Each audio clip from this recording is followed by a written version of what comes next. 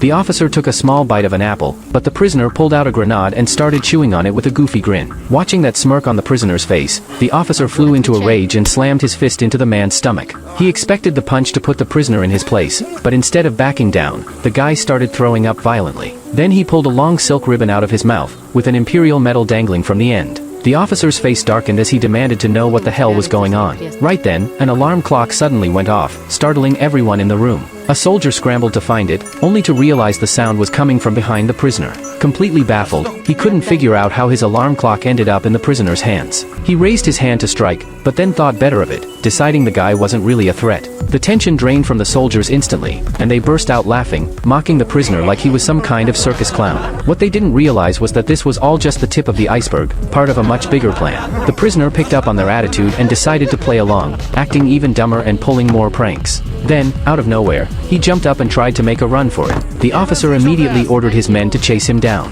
When the soldiers reached the doorway, they saw the prisoner sprinting away with a wooden barrel on his shoulder. They let their guard down again, laughing as they gave chase. But the moment that barrel hit the ground, something bizarre happened. The prisoner vanished into thin air. The soldiers panicked and searched everywhere, but he was nowhere to be found. Just then, a cat meowed nearby. Everyone turned toward the sound, only to discover it was another one of the prisoner's tricks. They all cracked up again, chattering about his ridiculous antics. But deep down, the officer felt a growing unease. He realized there was more to this prisoner's behavior than met the eye. Acting on instinct, he grabbed a girl and held her hostage, demanding the prisoner surrender. Seeing the girl in danger, the prisoner quickly pretended to give in. But in the very next second, the officer's jaw dropped. The prisoner did something no one saw coming. The soldiers rushed in to subdue him, only to discover that the hostage girl had also vanished without a trace. The officer shouted for his men to stay alert, but it was already too late.